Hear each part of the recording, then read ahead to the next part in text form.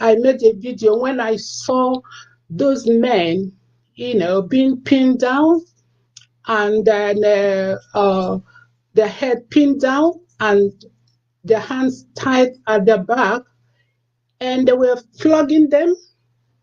And then I saw a heap of something. I never knew it was human beings, and I saw them, they were all killed. So I came on the air, I didn't even know it was blank. And I asked Wee why he's killing his people.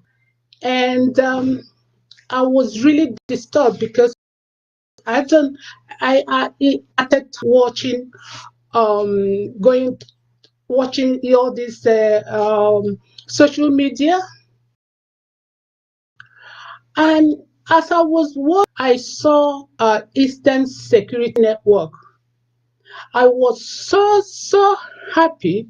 I was so elated because I thought, oh my God, so my people will be saved. No more killings. And all that.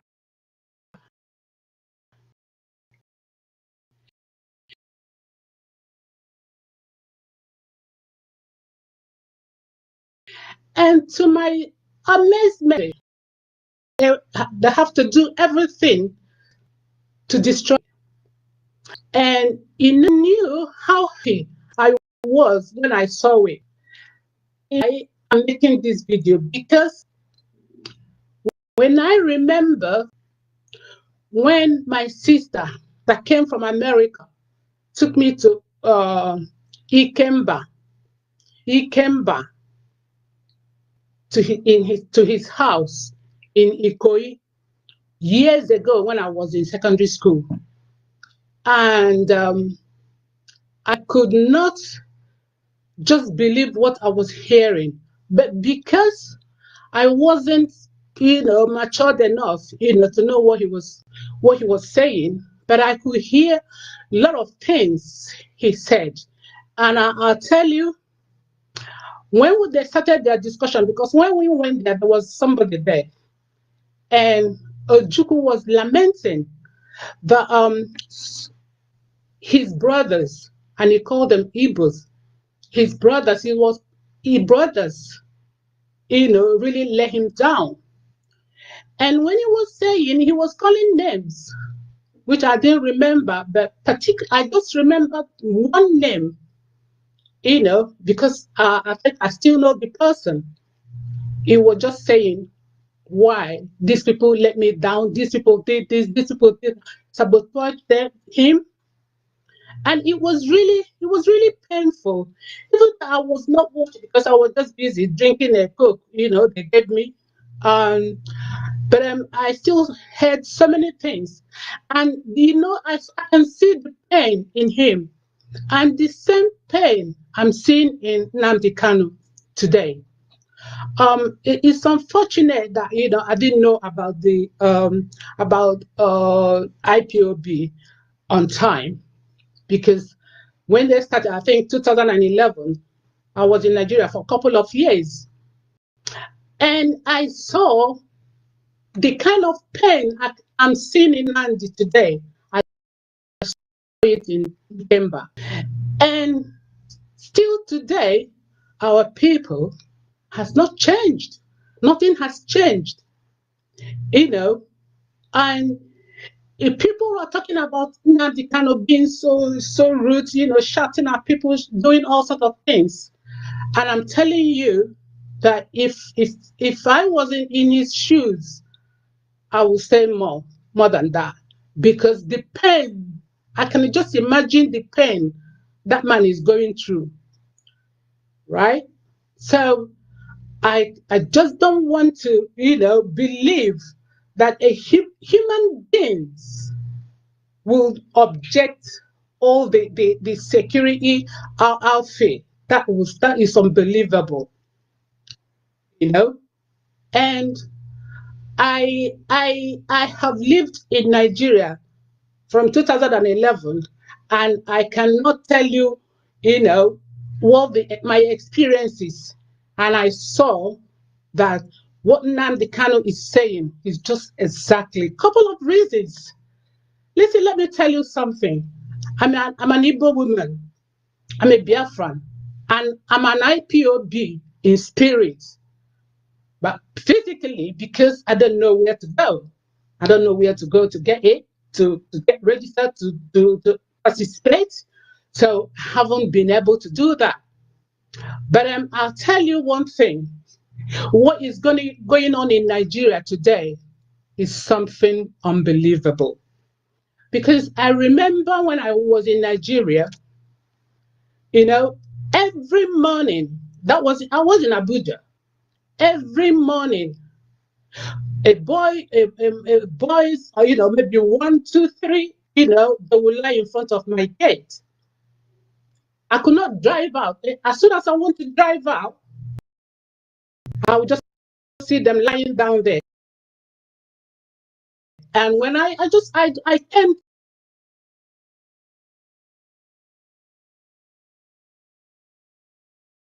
down and asked them what was the problem, you could see the very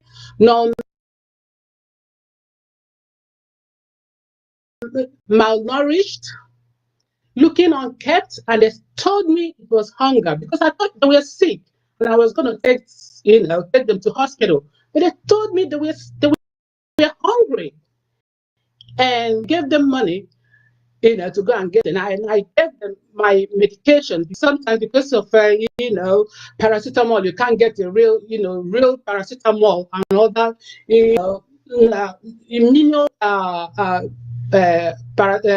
medications.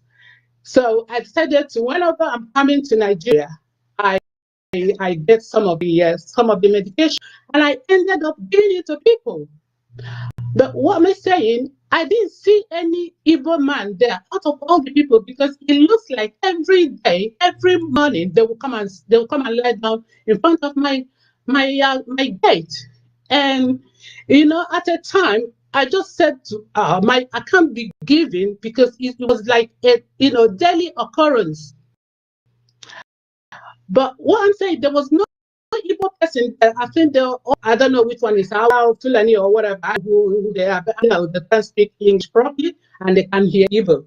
So I know they were not Igbos, but you need to help. Just like Nnamdi Kanu is saying to help, even but Hausa, whoever is genuine, he wants to help them. He was willing to do it. And people that know me, they know that knew me, they know that I'm a frequent traveler. And in the course of my traveling, I've met so many people, and that was when I wrote Nigeria off. You know what? So about 4 of them, to be precise, and it's only the last one I saw in 2018 that I still got the contact. But the rest, because I keep losing my phone, and I didn't know how to save it in the Google so that you can get it back when you lose your phones. So the experience I got from them, let me tell you, there was one pilot. He told me that when he came back, we were sitting down and chatting, and he told me he was really, really upset. And now he saw why Nigeria was not going anywhere. I said, what? I said, why? He says, because in the uni, they have, the government gave them scholarship to come to abroad to study. And he told me that all the people there wasn't the best, because he told me they had four Igbo men that had first class upper. And he mentioned one Yoruba. He said that none of them were in among the people they gave the scholarship, but here they came. You know what? And they said after studying, they can now see why Nigeria will not grow up and why Nigeria will not develop, because they're not giving the people the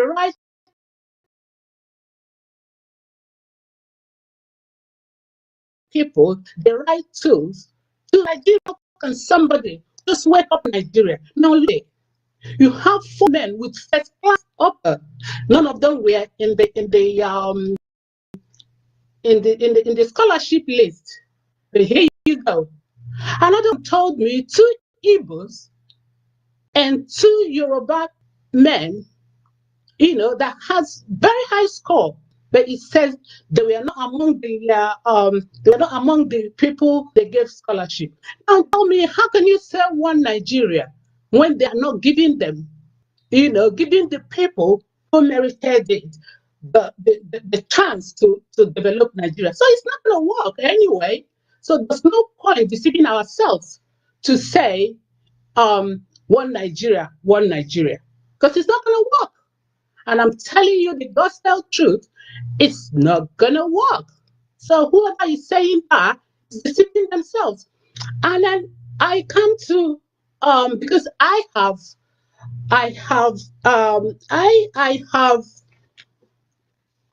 listened to so many of them talking, and what they were saying was so painful for somebody to bear. Now, Governor, what is it called? Governor Makinde said the bandits are trooping to their place, and then we don't know where they're coming from. And now the Nnamdi Kanu had the courage, who had the heart of the heart full of milk, human heart, and then establish this security. And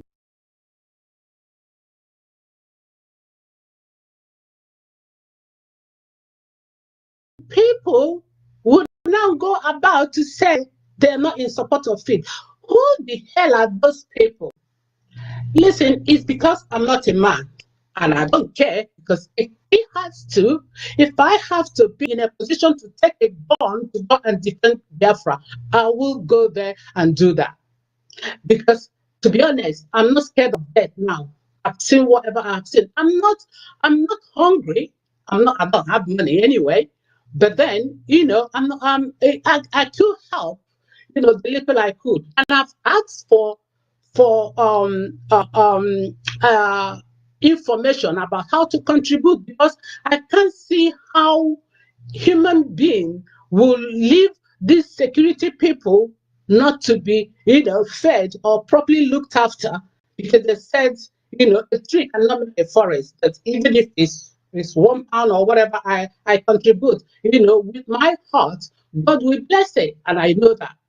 So I'm just calling to David. Was it David Umania or whatever? I don't know what his name is. But then that David or Dave, whatever your name is, I just want to say, please, I'm not used to insulting people. Please, just mind how you talk and what you're doing to your people. Right? I watched one day in Ebonyi State. I watched a man and his wife being killed. I saw their lifeless body, in the bush. I wept. I wept bitterly, because, and I thought, what was their offense in their own place, in their. I didn't see it. And now Nnamdi Kanu gave you, people to secure and to keep your place safe, and you are asking people to look out for them. It's a shame. It's really shame. I think Ikemba is talking about people like you. I'm telling you, he called my people. He said, my people disappointed me. And I think, Dave Romania, you are one of them. I remember the last time I called Wike. I said, Wike, please, what is it? What do you want? You've gotten no kind of money you want that you haven't gotten. Wike, why are you killing your people? Now you people are going about information to implicate the security network. I don't know. I don't know where you put your brains, because you think you're well secured, you're well protected, so you don't really need it. But please, I need it because I've got people, I've got families over there. And next week, I'm going to put my letter to the Downing Street, because Boris Johnson is a good man. He's a man, they provide, he provided for all of us. He gave us shelter before we started, getting on our feet. And he didn't kill us. And now, people in Nigeria, in your own country, you cannot even, have somewhere to put your head. Just imagine, look at yesterday in, what do you call it? Baby village or whatever, somewhere, baby or whatever they call it. They just demolished people's houses, demolished it, and nobody, no compensation, no adequate rehabilitation, no adequate provision of shelter. They just went there, Showore or whatever they call you.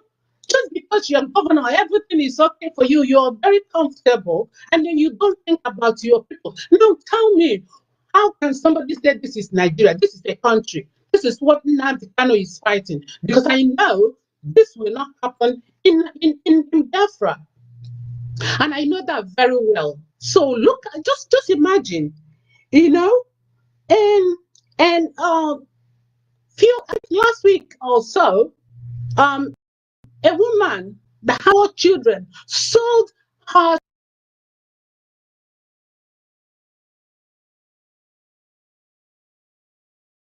child for 400,000 naira.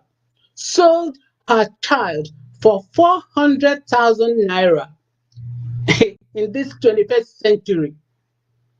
God, how would you forgive those leaders? And I'm telling you, people, whatever we're saying now, just watch all these atrocities by the APC. They will soon get into power again. And look at now, they're talking about 2023. When you don't know if you'll be alive to live to that year. And then they're talking about presidency and talking about Eastern Nigeria people talking about vice presidents or giving them presidents. Do you understand? I just can't get it.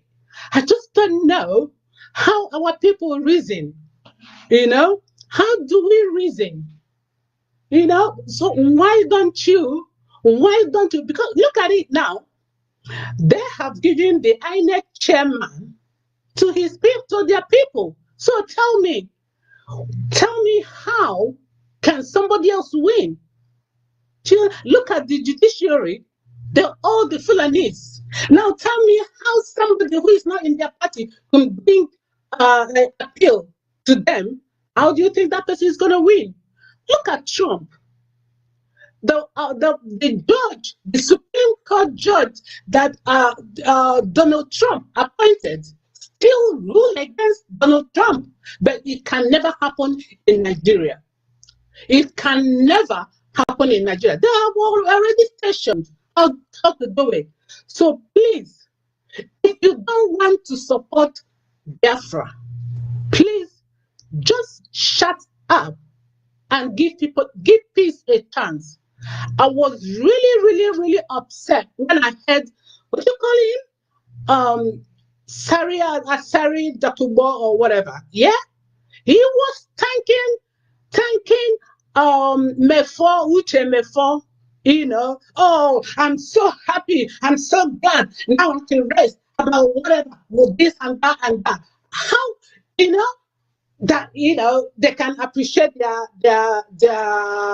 their religion, but I have never come across anywhere Nnamdi Kanu said it must be only Jewish people in Biafra land. There must not be Catholic. I'm an Anglican at birth, so I have never heard where Nnamdi Kanu said There will be no Catholic, there will be no Anglican, there will be no Pentecostal, there will be no other religion apart from Judaism or Judaism or whatever they call it. I don't know, because I didn't know any other religion apart from my Christianity, my Christian. And so, but I have never seen where or read where Nnamdi said it doesn't want any other religion. So Asari Dokubo, what your own now, and you're talking about Biafra. I've never seen you talk anything about Biafra. I've never seen you done anything. I've never seen you contributed to anything, because I've only just started. So why now are you being happy about what Uchemefo was saying? I really said to Uchemefo, remember the blood of those innocent ones that was slaughtered. Remember, their blood will look for you. And Uchemefo, if you just come out from Nnamdi Kanu to just come and say all the things you're saying, because I've watched you, I've now started, I watched you a couple of times, and I can't see any meaningful things. And all they do is to criticize. If you're a good leader, if you're a good follower, nobody is perfect. Nnamdi Kanu is not perfect, because he's just a mere mortal, just like you and me. We are all mortals. So everybody's bound to make mistakes. Look at even the powerful people in the whole world. They still make mistakes. So you don't expect Nnamdi Kanu to be righteous. He's a human being, so he can make mistakes. So why are you now? You left Nnamdi Kanu to come and set your own, to start talking about Christian. You're a Catholic or no Catholic.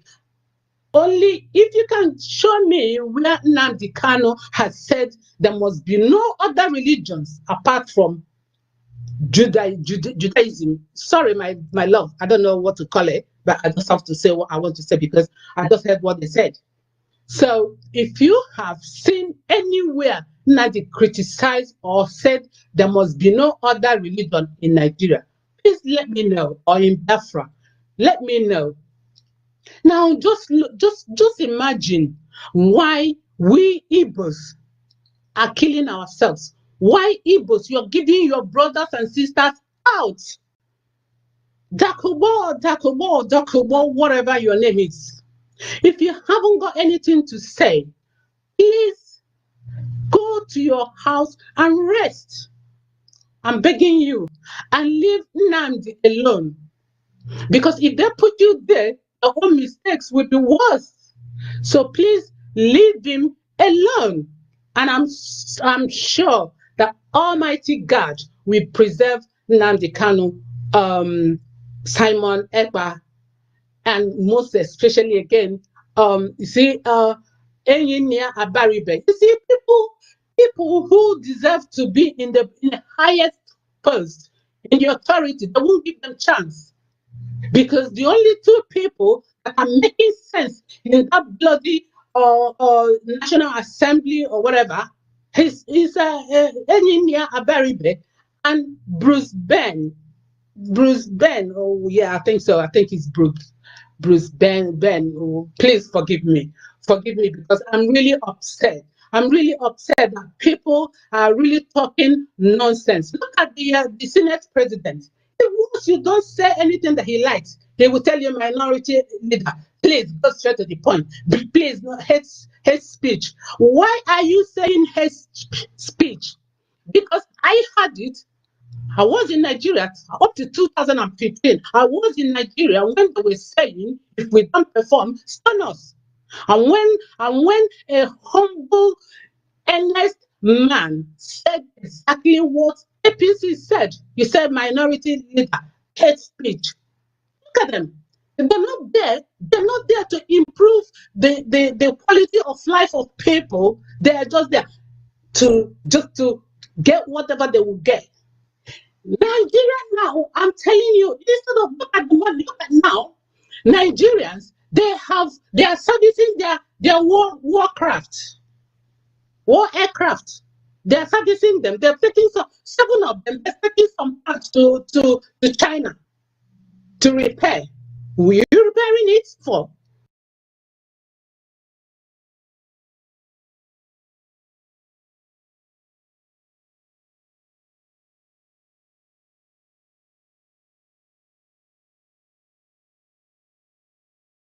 Nobody, no country is looking for war for Nigeria. That money you'd have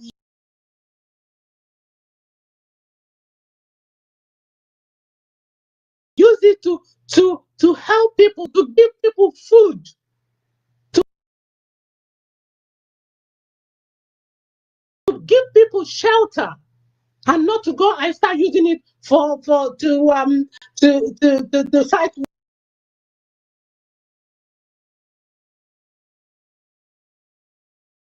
war, or maybe you want to come and kill Biafrans.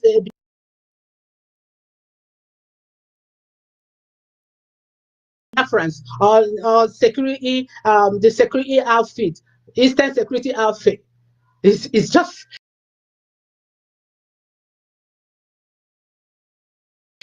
terrible.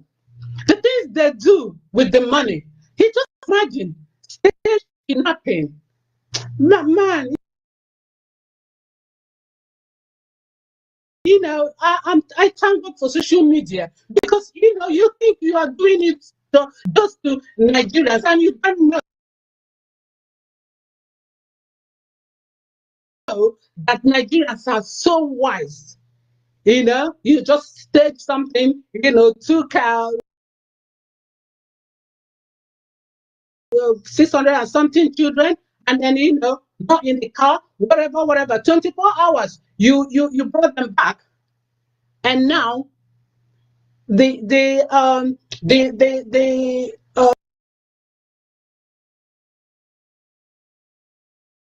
Boko Haram in the forest, you could not fight them. You could not fight them, and you are killing people. People are dying every day. Look at the Western world. They preserve our lives. They give us all the amenities. And let me tell you one experience I had. In Nigeria, while I was in Nigeria, I was having a very bad headache. I thought I had tumor, So I went to look at what they say, what do you call it, National Hospital Abuja, and to do MRI scan. And they told me it was 140,000 to do MRI scan.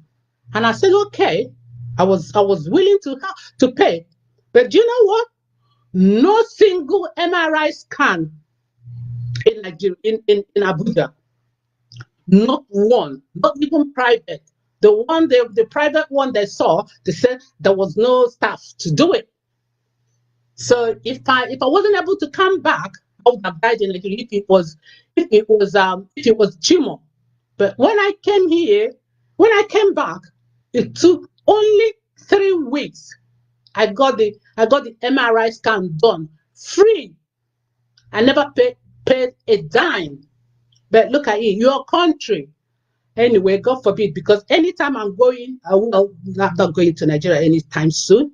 But anytime I'm going, I will take a visa, because that place now really, really make me sick. It makes me sick, because I don't see why a right-thinking person will be thinking of one Nigeria. What is one Nigeria when you cannot send people, those students are qualified, to give them scholarship to go and develop, to go and get the knowledge and come back home and develop Nigeria? No, you don't give them chance. You give all the Fulani people, and you see now how soft they are, how kind they are. They still, was able to confess that they were not the best to get that scholarship. They were not the best. They said the best people were not given the opportunity. So tell me, how can it happen? How can you want Nigeria? People just say and say one Nigeria. And please, you need to listen to Simon Ekpa. I know, please leave my Nnamdi Kanu, because that man is going through a lot, and it's because God was with him, and God is still with him, and God will continue to be with him. That is why he's still alive, talking strong, you know.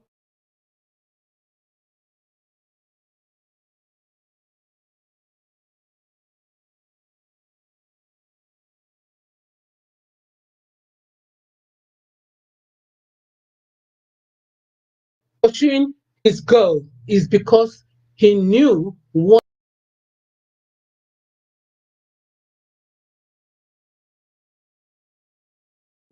Igbos are suffering from.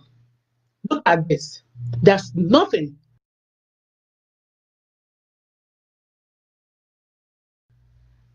Let Biafra come today.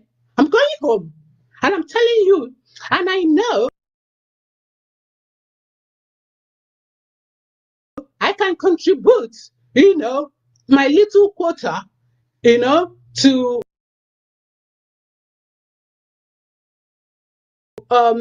go to help.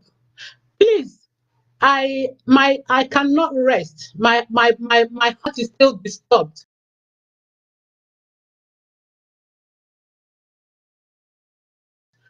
Please, I don't know how I can get that man doesn't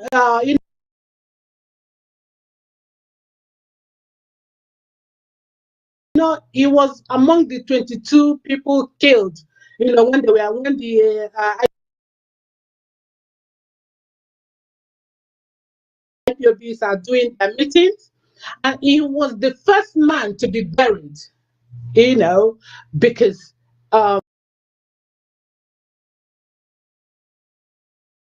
he, even in death, he swore they should not take him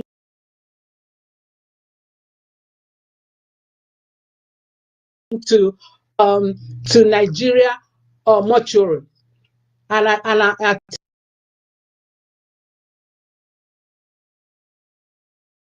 tell you, he's my hero. He's my hero. And they obliged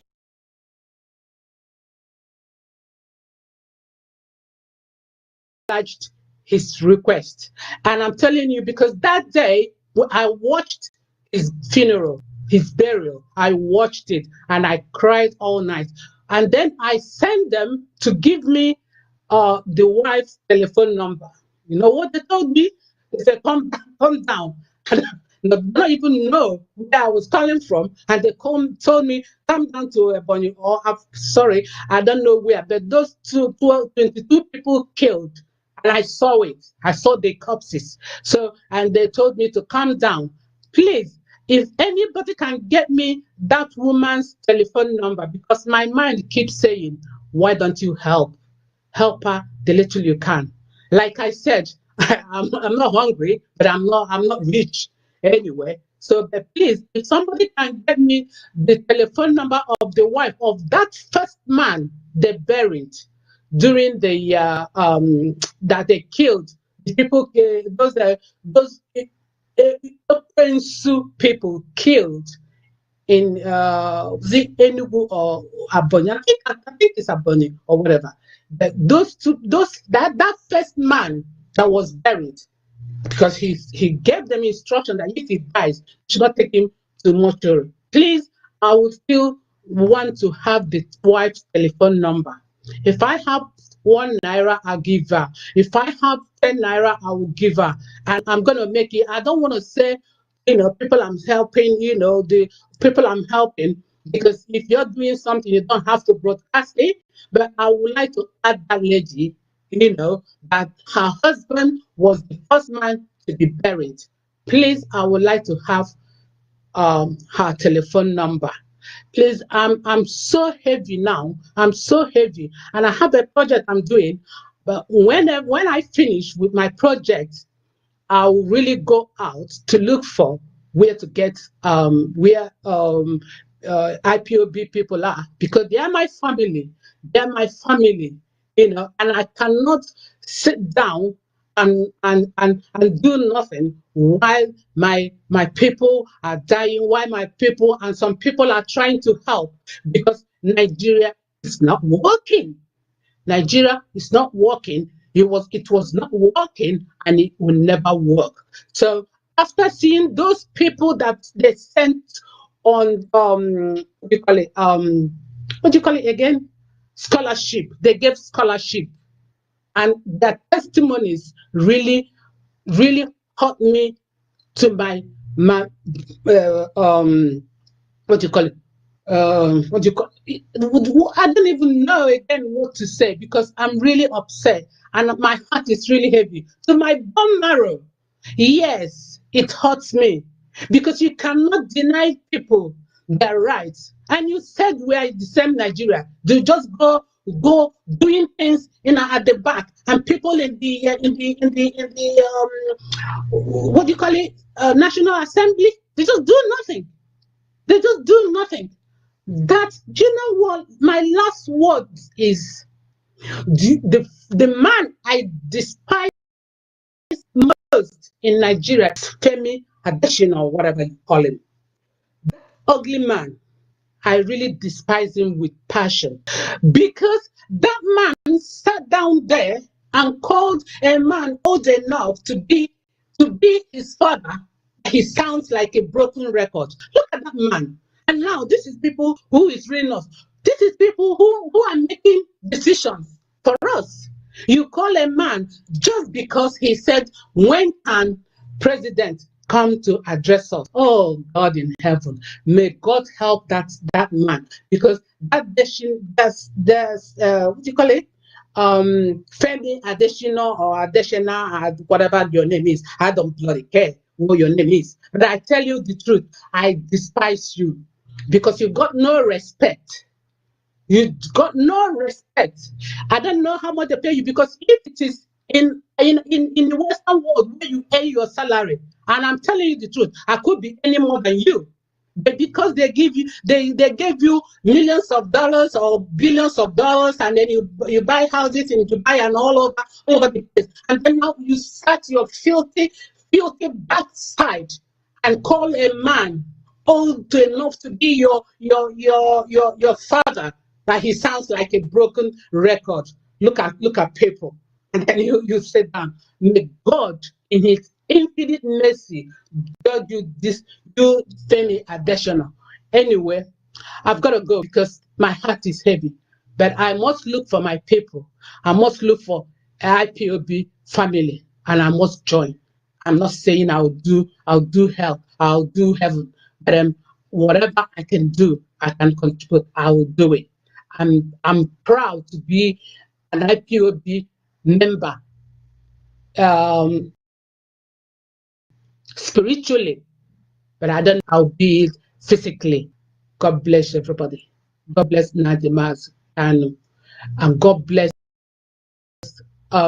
Simon Ekpa. Yes, because I don't know so many of them. Everybody genuinely fighting for Nigeria, fighting for Biafra, fighting for our freedom, genuinely of you. And Uchemefo, repent, because it will be very, very bad for you. And I tell you once again, those innocent blood will never forgive you. Wherever you have gone wrong, come back. Come back. Come back, because it is not good. It is not fair. If you're a leader, you die for the cause of whatever you believe. So if you think you're going to go to Fulani, and then all the governors, the leaders, oh, I'm not saying it again, but I say, may God bless Engineer Abaribe. May God bless Ben Bruce. Oh wow, please, I'm just so upset. I don't know, but God will bless you, Lord. God will bless you, Lord. God will bless all the people that are fighting genuinely for Biafra. God bless you all. Thank you.